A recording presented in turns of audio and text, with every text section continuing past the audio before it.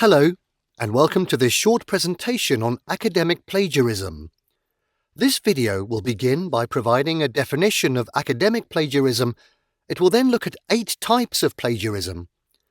After that, it will provide a number of ways to avoid plagiarism. Then we'll look at how plagiarism is detected at university, and then test a few free internet plagiarism checkers. Finally, we'll finish with a summary. Okay, so let's start with, what is academic plagiarism? Academic plagiarism is a form of cheating and is a serious academic offence. It arises from work submitted that is not the student's own and has been taken from another source, often including a lack of referencing, poor paraphrasing, and/or complete copying. The most common forms of plagiarism are direct, mosaic, source-based, paraphrasing, translation, self, accidental, and commissioning. Okay, now let's look at these 8 types of academic plagiarism in more detail. The first one is direct plagiarism. Direct plagiarism is the word-for-word transcription of a section of someone else's work without attribution and without quotation marks. There is no in-text reference or evidence of the source in the reference list. Number 2 is mosaic plagiarism. Mosaic plagiarism, or sometimes called patchwork writing, is when a student only paraphrases using a few synonyms for the author's language while keeping to the same general structure. There is an in-text reference, and the source is in the reference list. Number 3 is source-based plagiarism. Source-based plagiarism is using incorrect citing of a source. This can be simply referencing a source incorrectly or, more seriously, fabricating sources. It also includes utilizing a secondary source of information but only citing the primary source as a reference. Number 4 is paraphrasing plagiarism. Paraphrasing plagiarism is the most common form of plagiarism. This is basically poor paraphrasing skills where a student lifts a direct phrase and either copies the whole phrase or changes just a few words. There is an in-text reference and the source is in the reference list. Number 5 is translation plagiarism. Translation plagiarism is relatively a new term. It means that individuals take the written content and translate it from one language into another and back. Number 6 is self-plagiarism. Self-plagiarism, or sometimes called auto-plagiarism, occurs when a student submits his or her own previous work or mixes parts of previous works without permission from their professors involved. Number 7 is accidental plagiarism. Accidental plagiarism occurs when a person neglects to cite their sources, misquotes their sources, or unintentionally paraphrases a source without attribution. This is still an academic offence. Lastly, number 8 is plagiarism commissioning. Plagiarism commissioning, also known as contract cheating, is a serious academic offence where another individual or company, essay writing service, completes the whole or part of an assessment on behalf of a student. It usually involves a financial transaction. So that's the 8 different types of plagiarism.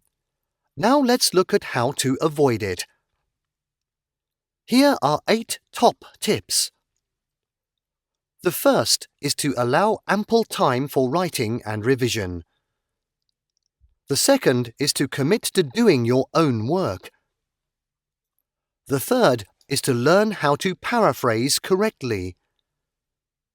The fourth is to learn how to cite correctly by following the university's referencing guide. The fifth is to connect your sources clearly to your notes in the note-taking stage. The sixth is to compile your reference list as you do your research and write your paper. The seventh is to cite all your sources in your text as you write. The eighth is to always remember, when in doubt, always cite. Generally, keeping to these top tips will prevent a student from committing plagiarism. Right, now let's look at how universities check for plagiarism. Most of the top UK universities use Turnitin, which is a web-based plagiarism prevention system, or put simply, an advanced plagiarism checker. There are three main uses of Turnitin. Number 1, to act as a deterrent against plagiarism. Number 2, to provide reports which can help identify occurrences of plagiarism. Number 3, to provide students with a tool to identify and correct possible occurrences of plagiarism. So how does Turnitin work? Basically, students upload their assignment through Turnitin on the university's online learning platform. Turnitin will then analyze the submitted work to identify text matches with other sources and collusion, usually completing this task within a few minutes. For each piece of submitted work, Turnitin provides two things: a similarity index, which indicates the percentage of the submitted paper that Turnitin has identified as being matched against other sources. And the other is an originality report, which shows each of these matches in more detail, including the direct links to the source that Turnitin has found. These can be websites, books, journals and articles, or work that has previously been submitted. So let's look at Turnitin in action. Here is an essay on plagiarism that I have completely copied. I have taken paragraphs from news, government, journal, university, and Wikipedia websites. The last two paragraphs are Mosaic Plagiarism, where I have changed just a couple of words. When this is uploaded to Turnitin, it provides an originality report like this. You can see it is 85% plagiarized, and Turnitin highlights each specific section and matches it to its original source. Like this. It can even identify the Mosaic plagiarism, as you can see here. Obviously, this is an effective tool to identify plagiarism, but it is only available for universities. So let's look at other alternatives that students could use to check their work before submitting their work to Turnitin.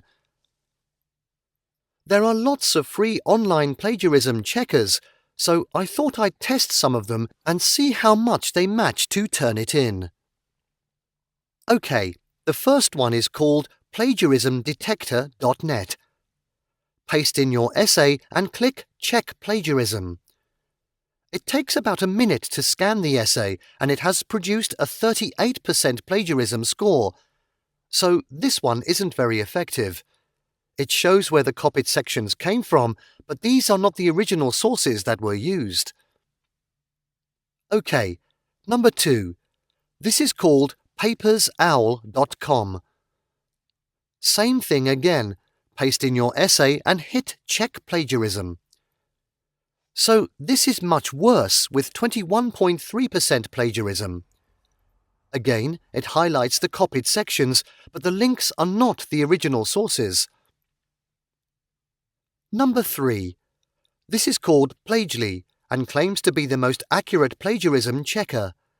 So paste in the essay and check your text. OK, 39% plagiarized. It's the best so far. However, I have to sign up for more detailed information, so I won't bother if it can't come close to my true plagiarism of 85%. Right, number 4. Let's try Grammarly. Most people know Grammarly as it's a very popular online writing tool that checks grammar and sentence structure. So I'd expect their plagiarism checker to be very accurate.